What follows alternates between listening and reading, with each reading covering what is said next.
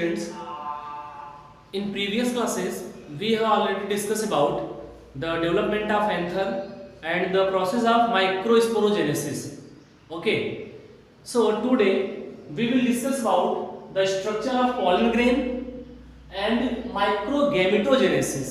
Okay, तो जैसा कि पिछली क्लास में हम लोगों ने डेवलपमेंट ऑफ एंथर का डेवलपमेंट कैसे होता है, माइक्रोस्पोरोजेनेसिस कैसे होता है, एंथर के अंदर माइक्रोस्पोर या पॉलन ग्रेन बनते कैसे हैं, इन सब सारी चीजों के बारे में हमने पढ़ा। एंथर का स्ट्रक्चर कैसा होता है इसके बारे में पढ़ा। आज हम लोग क्या पढ़ेंगे? Structure of pollen grain. Pollen grain का स्ट्रक्चर कैसा होता है वो पढ़ेंगे एंड माइक्रोगैमेटोजेनेसिस और माइक्रोगैमेटोजेनेसिस के बारे में पढ़ेंगे। ध्यान देना, एक हम लोगों ने क्या पढ़ा था? माइक्रोस्पोरोजेनेसिस पढ़ा था, मतलब माइक्रोस्पोर का फॉर्मेशन कैसे होता है एंथर के अंदर, पॉलन ग्रेन का फॉर्मेशन एंथर के अंदर कैसे होता है उसके बारे में पढ़ा हम लोगों ने पढ़ा। आज हम लोग पढ़ेंगे माइक्रोगैमेटोजेनेसिस के बारे में कि जो माइक्रोस्पोर या पॉलन ग्रेन होते हैं उनमें गैमीट फॉर्मेशन कैसे होता है, मतलब पॉलन ग्रेन के अंदर गैमीट्स कैसे बनते हैं, मेल गैमीट कैसे बनते हैं। ओके, तो ठीक है, आइए हम लोग शुरुआत करते हैं। तो सबसे पहले जैसा कि आपको फिगर में यहाँ दिखाई दे रहा है, ये एंथर का एक सेक्शन है, एक एंथर का सेक्शन है, टीएस सेक्शन है, जो कि टेट्रागोनल स्ट्रक्चर आपको दिखाई दे रहा है। चार कॉर्नर पे आप देख रहे हैं, है कि नहीं? चार कॉर्नर पे माइक्रोस्पोरेंजियम है सब। एक एंथर में मैंने बताया था आपको चार माइक्रोस्पोरेंजियम होते हैं या चार पॉलन सैक होते हैं जिनके अंदर पॉलन ग्रेन्स भरे होते हैं। तो जैसा कि आपको फिगर में दिखाई दे रहा है, ये आपके एंथर का टीएस है। तो जैसा आप देख पा रहे हो, एंथर का सबसे अपर लेयर क्या होता है? एपिडर्मिस होता है, और second layer endothecium, third layer middle layer and last layer क्या होता है? टेपिटम, है कि नहीं? Epidermis, endothecium, middle layer, tapetum layer. तो ये चार लेयर मिल करके एंथर को क्या करते हैं? बनाते हैं। या एंथर के चार लेयर्स हैं मेन, जिसमें कि आपका मिडिल लेयर जो है 4 से 5 लेयर का बना होता है। ठीक है, तो आप मेन देखिए, अगर मेन बात करें हम तो मेन 4 लेयर हैं आपके। एपिडर्मिस जो कि पहले से प्रेजेंट होता है, एंडोथीसियम, मिडिल लेयर और टेपिटम लेयर, ठीक है, जो कि बाद में बनते हैं। तो इस तरीके से आप देख पा रहे हो, ये आपके जो है एंथर के लेयर्स हैं, और चारों कॉर्नर पे आप देख पा रहे हो माइक्रोस्पोरेंजियम या पॉलन सैक प्रेजेंट हैं जिनके अंदर पॉलन ग्रेन्स भरे हुए हैं। ओके, तो मैंने आपको बताया था कि स्पोरेंजियम के अंदर पॉलन ग्रेन कैसे बनते हैं। तो मैंने आपको बताया था कि यहाँ पे स्पोरोजीनियस टिश्यू था, स्पोरोजीनियस सेल्स थे। स्पोरोजीनियस सेल्स में क्या हुआ? स्पोरोजीनियस सेल्स में माइटोटिक डिवीजन होता गया, है कि नहीं? और वो आगे चल करके डेवलप होते गए किसमें? माइक्रोस्पोर मदर सेल में, माइक्रोस्पोर मदर सेल में, या उसको बोलते हैं पॉलन मदर सेल, पीएमसी, ठीक है ना? तो माइक्रोस्पोर मदर सेल एमएमसी या पॉलन मदर सेल पीएमसी। तो ये जो माइक्रोस्पोर मदर सेल और या पॉलन मदर सेल ये कहां से आया? ये आया स्पोरोजीनियस सेल से। स्पोरोजीनियस सेल्स डिफरेंशिएट हुआ किसमें? पॉलन मदर सेल या पॉलन मदर सेल या माइक्रोस्पोर मदर सेल। ये पॉलन मदर सेल या microspore mother cell diploid nature के होते हैं, 2n नेचर के होते हैं, है कि नहीं? क्रोमोसोम डबल सेट में होते हैं, है कि नहीं? इस तरीके से 2n नेचर के हैं, इनमें क्रोमोसोम डबल सेट में होता है 2n। लेकिन अब ये जो आपका पॉलन मदर सेल्स हैं सब इसमें भरे हुए हैं, माइक्रोस्पोर मदर सेल हैं सब। अब ये पॉलन मदर सेल है, माइक्रोस्पोर मदर सेल में क्या होता है? इसमें मियोसिस डिवीजन स्टार्ट होगा। कौन सा डिवीजन? मियोसिस डिवीजन होगा। और आप जानते हो कि मियोसिस डिवीजन में लास्ट में एक सेल से कितने सेल बनते हैं? 4 सेल बनते हैं। माइटोसिस में एक सेल से 2 सेल और मियोसिस में एक सेल से 4 सेल बनते हैं। और माइटोसिस में क्या होता है कि जो क्रोमोसोम नंबर होता है वो सेम रहता है, जो नए सेल बनते हैं। लेकिन जो मियोसिस डिवीजन होता है उसमें जो नए सेल बनेंगे उसमें क्रोमोसोम को हाफ कर दिया जाता है कि नहीं? तो अगर माइक्रोस्पोर मदर सेल 2n है तो ये जो माइक्रोस्पोर बनेंगे वो क्या हो जाएंगे? सब n हो जाएंगे। मतलब इसमें क्रोमोसोम अगर डबल सेट में जिसमें सब हाफ हाफ सेट में हो जाएंगे। इतना क्लियर हुआ ना? मतलब क्रोमोसोम नंबर को हाफ कर दिया जाएगा।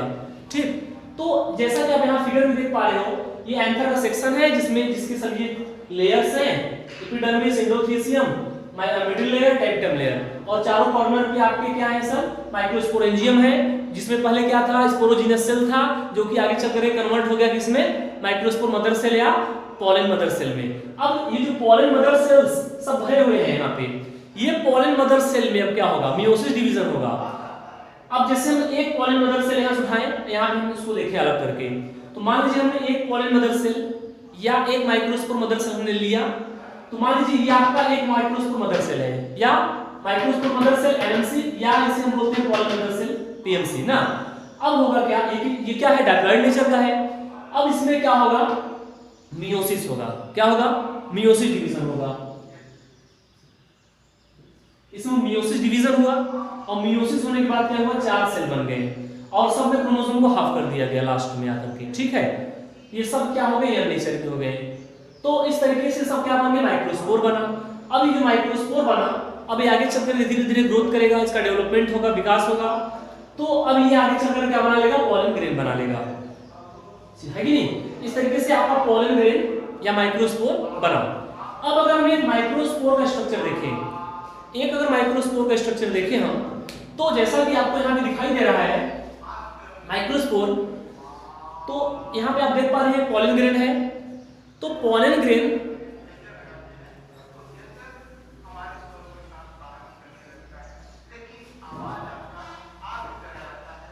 तो जैसा कि आप इधर देख पा रहे हो, ये फिगर, ये आपके एक पॉलन ग्रेन का एक स्ट्रक्चर है। तो अब पॉलन ग्रेन किस चीज का बना होता है, मैं आपको बता दूं। एक्चुअली जो पॉलन ग्रेन होता है, ये डबल लेयर से घिरा हुआ स्ट्रक्चर होता है। Pollen grain is covered by 2 layer structure. Outer layer is called exine and inner layer is called intine layer. तो एक्साइन लेयर और इंटाइन लेयर, ये 2 लेयर से घिरा हुआ आपका पॉलन ग्रेन होता है। और इंटाइन लेयर के अंदर उसका cytoplasm, nucleus, reserve food materials, ये सब के सब उसमें प्रेजेंट होते हैं। तो जैसा कि आप देख पा रहे हो कि इसका जो आउटर लेयर है वो थोड़ा रफली है। पॉलन ग्रेन का जो आउटर लेयर होता है वो रफली होता है, स्मूथ नहीं होता। तो आउटर लेयर देख पा रहे हो आप, काफी रफली है, जिसको हम लोग बोलते हैं एक्साइन लेयर, है कि नहीं। और उस एक्साइन लेयर के नीचे आप देख पा रहे हो कि स्मूथ लेयर है, पतला लेयर है, थिन लेयर है, जिसको हम क्या बोलते हैं, इंटाइन लेयर। और इंटाइन लेयर के अंदर आप देख पा रहे हो साइटोप्लाज्म वगैरह भरा हुआ है, न्यूक्लियस है, इसी के अंदर इसका रिजर्व फूड मटेरियल, ये सब के सब क्या होते हैं, सब प्रेजेंट होते हैं। तो अगर हम एक्साइन लेयर की बात करें, एक्चुअली में जो एक्साइन लेयर होता है ये काफी टफ और हार्ड लेयर होता है कि नहीं। क्यों ऐसा इसलिए होता है कि जो आपका एक्साइन लेयर होता है ये एक विशेष प्रकार के केमिकल्स का बना होता है, जिसको बोलते हैं स्पोरोपोलेनिन। क्या बोलते हैं, स्पोरोपोलेनिन बोलते हैं। तो स्पोरोपोलेनिन से आपका बनता है एक्साइन लेयर। तो एक बात और ध्यान देना, स्पोरोपोलेनिन एक ऐसा मटेरियल होता है, एक ऐसा केमिकल सब्सटेंस होता है जो एक्साइन लेयर को बनाता है, जिसके कारण एक्साइन लेयर काफी टफ हो जाता है, हार्ड हो जाता है, इम्परमिएबल हो जाता है। और ये माइक्रोस्पोर को या पॉलन ग्रेन को हीट से, कोल्ड से, या बहुत सारे अदर जितने भी एबनॉर्मल फैक्टर्स हैं उनसे बचाता है। तो इस तरीके से हम कह सकते हैं एक्साइन लेयर है एक प्रकार से प्रोटेक्टिव लेयर है, और ये जल्दी नष्ट नहीं हो सकता। एक्साइन लेयर जल्दी नष्ट या डिजनरेट नहीं होता, कितना भी टेम्परेचर लो हो जाए, हाई हो जाए, या कोई भी केमिकल्स इसको जल्दी, कोई भी एंजाइम इसको जल्दी डिजनरेट नहीं कर सकता, डिग्रेड नहीं कर सकता। ये बहुत ही टफ एंड हार्ड लेयर है, ठीक है। और ये बिल्कुल नॉन रिएक्टिव लेयर का, नॉन रिएक्टिव एक प्रकार से किसी भी केमिकल या एंजाइम से जल्दी रिएक्शन भी नहीं करता। इसीलिए पॉलन ग्रेन्स क्या होता है, लंबे समय तक अगर देखा जाए तो पड़े रह सकते हैं, कई सालों तक भी पड़े रह सकते हैं। बहुत सारे पॉलन ग्रेन्स के फॉसिल्स भी प्राप्त हुए हैं। क्यों? क्योंकि एक्साइन लेयर प्रेजेंट था, और वो एक्साइन लेयर क्या करता है, पॉलन ग्रेन को चारों तरफ से प्रोटेक्शन देता है, ठीक। तो ये एक्साइन लेयर जो है पूरे पॉलन ग्रेन को प्रोटेक्ट करता है, बहुत ही हार्ड एंड टफ लेयर है ना, और इम्परमिएबल भी है। लेकिन कहीं कहीं पर एक्साइन लेयर में स्पोरोपोलेनिन नहीं पाया जाता। अच्छा, ये एक्साइन लेयर इतना टफ और हार्ड क्यों हो जाता है? क्योंकि स्पोरोपोलेनिन पाया जाता है, लेकिन कहीं कहीं पर स्पोरोपोलेनिन एब्सेंट होता है। तो जहां स्पोरोपोलेनिन एब्सेंट होता है, पॉलन ग्रेन में जहां पे स्पोरोपोलेनिन एब्सेंट होता है, उसे बोलते हैं जर्मपोर। क्या बोलते हैं? जर्मपोर। आगे चल करके होता क्या है कि जो आपके पॉलन ट्यूब निकलते हैं, मतलब जो पॉलन ग्रेन का जर्मिनेशन होता है, जो नया पॉलन ट्यूब निकलता है, वो पॉलन ट्यूब उसी जर्मपोर से होकर के ही क्या होगा, निकलेगा। ठीक है ना। इस तरीके से अगर देखा जाए जो मोनोकॉट प्लांट है, मोनोकॉट प्लांट में जो माइक्रोस्पोर होता है, पॉलन ग्रेन होते हैं, उनमें जनरली एक ही जर्मपोर दिखता है, एक ही जर्मपोर होता है। बट जो डाइकॉट प्लांट होते हैं उनमें जनरली 3 जर्मपोर देखे जाते हैं। ठीक है। मोनोकॉट प्लांट के पॉलन ग्रेन में जनरली एक ही जर्मपोर होता है, लेकिन जो डाइकॉट प्लांट है उनमें जनरली 3 जर्मपोर देखने को मिलते हैं। तो इस तरीके से अगर देखा जाए तो जर्मपोर एक ऐसा प्लेस होता है जहां पे स्पोरोपोलिन अब्सेंट होता है। ठीक। और वहां से पॉलन ट्यूब आसानी से निकल सकता है डेवलपमेंट के समय, अभी आपको मैं आगे बताऊंगा। ठीक। इस तरीके से अब हम अगर एक्साइल लेयर के नीचे आए तो हम पाएंगे कि एक पतला सा लेयर होता है जिसको बोलते हैं इंटाइन लेयर। क्या बोलते हैं? Intine layer. एक्चुअली ये पेक्टोसेलुलोज का बना स्ट्रक्चर होता है। जो इंटाइन लेयर होता है वो पेक्टोसेलुलोज का बना होता है। ठीक है ना। और ये क्या करता है, चारों तरफ से साइटोप्लाज्म को क्या करता है, चारों तरफ से इसको कवर करता है। इंटाइन लेयर के अंदर आप जाएंगे तो आपको साइटोप्लाज्म, न्यूक्लियस और उसके अंदर जो रिजर्व फूड मटेरियल्स ये सब हैं और जो अदर सेल ऑर्गेनल्स वगैरह हैं वो सब आपको उसमें दिखेंगे। क्लियर हुआ इतना चीज? तो ये तो था आपका एक पॉलन ग्रेन का या माइक्रोस्पोर का एक स्ट्रक्चर हुआ। ठीक। अब हम लोग पढ़ेंगे कि पॉलन ग्रेन से कैसे गैमीट फॉर्मेशन होता है, पॉलन ग्रेन का जर्मिनेशन कैसे होता है। इसका मतलब हम लोग अब माइक्रोगैमेटोजेनेसिस पढ़ेंगे। अभी तक हम लोगों ने क्या पढ़ा? अभी तक हम लोगों ने स्ट्रक्चर ऑफ पॉलन ग्रेन पढ़ा, पॉलन ग्रेन का स्ट्रक्चर कैसा होता है। तो जैसा आपने देखा कि पॉलन ग्रेन जो होता है डबल लेयर से घिरा स्ट्रक्चर होता है, एक्साइन लेयर और इंटाइन लेयर, है कि नहीं। एक्साइन लेयर काफी टफ एंड हार्ड लेयर है और जबकि इंटाइन लेयर उसके नीचे पाया जाने वाला एक थिन लेयर है जो कि चारों तरफ से उसके अंदर के मटेरियल्स को प्रोटेक्ट करता है। इस तरीके से पॉलन ग्रेन हो गया। ठीक। अब जो है हम आपको बताने जा रहे हैं कि कैसे माइक्रोगैमेटोजेनेसिस होता है, पॉलन ग्रेन के अंदर गैमेट कैसे बनते हैं। जैसा कि आपको मैंने बताया था कि पॉलन ग्रेन में 2 मेल गैमेट बनते हैं, एक पॉलन ग्रेन में 2 मेल गैमेट बनेंगे जो कि आगे चल करके डबल फर्टिलाइजेशन में हेल्प करेंगे। ठीक है। उसको भी आप आगे पढ़ेंगे। तो फिलहाल आप देखिए क्या माइक्रोगैमेटोजेनेसिस कैसे होता है। तो जैसा कि आप देख पा रहे हो एक पॉलन ग्रेन का स्ट्रक्चर है, एक्साइन लेयर, इंटाइन लेयर और यहाँ पे साइटोप्लाज्म, ये सब क्या है, सब भरे हुए हैं, इसका न्यूक्लियस वगैरह है सब। ठीक है। इस तरीके से यहाँ पे आप देख पा रहे हो। तो सबसे पहले होता क्या है कि ये जो माइक्रोस्पोर आपका है पॉलन ग्रेन है, पॉलन ग्रेन में एक वैक्यूल्स फॉर्मेशन होता है, एक वैक्यूल बनता है। क्या बनता है? एक वैक्यूल बनता है ना। उसके बाद क्या होता है, जो न्यूक्लियस है इसका न्यूक्लियस क्या होता है, माइटोसिस डिवीजन करता है। क्या करता है? Mitosis division. क्यों? क्योंकि मैं आपको बता दूं, पहले से एक बात आप जानते होंगे, ये जो आपका पॉलन ग्रेन है ये पहले से किस नेचर का है? हैप्लॉइड नेचर का है। ये जो आपका पॉलन ग्रेन होता है ये हैप्लॉइड नेचर का होता है, मतलब इसमें क्रोमोसोम हाफ सेट में होता है। क्लियर हुआ ना। तो सभी पॉलन ग्रेन आपके हैप्लॉइड नेचर के होते हैं, यूनिन्यूक्लिएट है, हैप्लॉइड नेचर का है कि नहीं, माइक्रोस्कोपिक होते हैं। इस तरीके से आप कर सकते हो कि पॉलन ग्रेन या माइक्रोस्पोर आप क्या होते हैं, हैप्लॉइड होते हैं। तो इसका जो न्यूक्लियस है, इसके न्यूक्लियस में क्या होगा, माइटोटिक डिवीजन होगा। और माइटोटिक डिवीजन हुआ तो होता क्या है, एक न्यूक्लियस से 2 न्यूक्लियस बना। तो एक न्यूक्लियस क्या होता है, थोड़ा पेरिफेरल रीजन में चला जाता है और दूसरा न्यूक्लियस थोड़ा सा सेंट्रल रीजन में चला जाता है। और यहाँ पे जो न्यूक्लियस डिवाइड होता है वो थोड़ा अनइक्वल डिवीजन होता है, मतलब एक न्यूक्लियस छोटा होता है और एक न्यूक्लियस बड़ा होता है। तो इस तरीके से न्यूक्लियस में माइटोटिक डिवीजन हुआ तो 2 न्यूक्लियस बने, एक बड़ा और एक छोटा, एक बड़े साइज का एक छोटे साइज का। तो जो छोटा साइज है वो थोड़ा पेरिफेरल रीजन में चला गया और वो दूसरा वाला बड़ा वाला थोड़ा सा सेंट्रल रीजन में चला गया। अब आगे क्या होता है कि न्यूक्लियस 2 बन गए हैं। ठीक। अब क्या होगा कि जो छोटा वाला न्यूक्लियस है उसके चारों तरफ से क्या होता है, उसके चारों तरफ साइटोप्लाज्म वगैरह क्या हो जाता है, इकट्ठे हो जाते हैं और एक सेल मेम्ब्रेन वगैरह फिर से बन जाता है। तो कहने का मतलब अब यहां से एक नया सेल बन गया है कि नहीं। तो अब उस नए सेल को बोलते हैं क्या हम लोग, जनरेटिव सेल बोलते हैं। क्या बोलते हैं? Generative cell. और जो दूसरा बड़ा वाला न्यूक्लियस था वो उसको हम लोग बोलते हैं ट्यूब न्यूक्लियस। क्या बोलेंगे? ट्यूब न्यूक्लियस, या उसको बोलेंगे वेजिटेटिव न्यूक्लियस, वेजिटेटिव न्यूक्लियस या वेजिटेटिव सेल भी बोलेंगे क्योंकि उसके चारों तरफ भी एक प्रकार से देखा जाए साइटोप्लाज्म सेल मेम्ब्रेन सब इकट्ठे हैं। तो 2 सेल बन गए, वेजिटेटिव सेल और जनरेटिव सेल। पॉलन ग्रेन के अंदर दो सेल है आपके, वेजिटेटिव सेल और जनरेटिव सेल। इतना क्लियर हो गया? आगे चलते हैं हम लोग। अब आगे क्या होता है कि ये जो आपका जनरेटिव सेल होता है, जनरेटिव सेल थोड़ा इलोंगेट होता है, थोड़ा इसमें इलोंगेशन होना स्टार्ट हो जाता है, ये थोड़ा इलोंगेटेड हो जाता है। और इलोंगेटेड होने के बाद होता क्या है, ये थोड़ा स्पिंडल शेप का हो जाता है।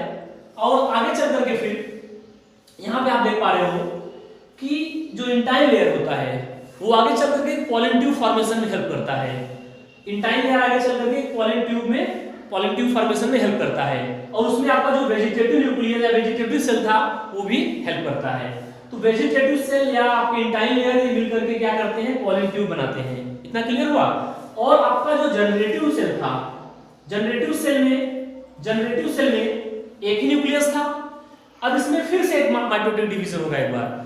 और जनरेटिव सेल में उसमें जो न्यूक्लियस है उसमें जब एक माइटोटिक डिवीजन होगा तो फिर से दो न्यूक्लियस बनेंगे, ठीक है ना। और ये दोनों न्यूक्लियस आगे चल करके दो मेल गैमेट बनाएंगे या दो मेल गैमेट का फंक्शन कार्य करेंगे एक प्रकार से। तो आगे यहाँ पे आप देख पा रहे हो एक पॉलन ट्यूब बना, पॉलन ट्यूब, और वो पॉलन ट्यूब जो कि आगे ग्रो कर रहा है कंटिन्यू। और उसमें जो आपके जनरेटिव सेल में जो न्यूक्लियस था उसमें जो डिवीजन हुआ तो दो न्यूक्लियस बना जो आगे चल करके दो मेल गैमेट बना रहे हैं आगे चलकर, ठीक है ना। तो जो दोनों मेल गैमेट बनते हैं वो जनरेटिव न्यूक्लियस के डिवीजन से बनते हैं। क्लियर हुआ? और आपका जो ट्यूब न्यूक्लियस था, ट्यूब न्यूक्लियस वो भी क्या होता है, पॉलन ट्यूब से होकर के आगे गुजरता है। बट पॉलन ट्यूब जो आपका ट्यूब न्यूक्लियस है उसको आगे चल करके वो आगे डिजनरेट हो जाता है। तो ट्यूब न्यूक्लियस आगे चल करके डिजनरेट हो जाता है और आपका जो जनरेटिव सेल के जो न्यूक्लियस है वो डिवाइड करके आगे चल करके दो मेल गैमेट बनाते हैं। और जो इंटाइन लेयर है वो आगे चल करके आपका क्या बनाता है, पॉलन ट्यूब फॉर्मेशन में हेल्प करता है। तो इस तरीके से माइक्रोस्पोर में या पॉलन ग्रेन के अंदर दो मेल गैमेट बन रहे हैं, जिसको हम लोग बोलते हैं, इस प्रोसेस को क्या बोलते हैं, माइक्रोगैमेटोजेनेसिस। मतलब माइक्रोस्पोर के अंदर, पॉलन ग्रेन के अंदर गैमेट का फॉर्मेशन होना, माइक्रोस्पोर या पॉलन ग्रेन के अंदर गैमेट का फॉर्मेशन होना, उस प्रोसेस को हम क्या बोलेंगे, माइक्रोगैमेटोजेनेसिस। तो इस प्रकार से एक पॉलन ग्रेन के अंदर आगे चल करके दो मेल गैमेट का फॉर्मेशन होता है। इतना क्लियर हो गया? एक बार मैं और आपको बता दूं कि ये जो गैमेटोफाइट बन रहा है एक्चुअली ये भी हैप्लॉइड नेचर का होता है।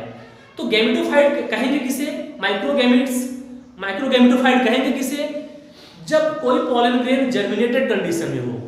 किसी जर्मिनेटेड पॉलन ग्रेन को, किसी जर्मिनेटेड या ऐसा पॉलन ग्रेन जिसमें पॉलन ट्यूब बना हुआ हो, उसको हम क्या बोलेंगे, गैमेटोफाइट बोलेंगे। तो जर्मिनेटेड माइक्रोस्पोर को या जर्मिनेटेड पॉलन ग्रेन को हम लोग गैमेटोफाइट के नाम से जानते हैं। इतना क्लियर हुआ? किस फॉर्म से, गैमेटोफाइट के नाम से जानते हैं। एक होता है स्पोरोफाइट, एक होता है गैमेटोफाइट। तो गैमेटोफाइट हैप्लॉइड नेचर के होते हैं और स्पोरोफाइट डाइप्लॉइड नेचर के होते हैं।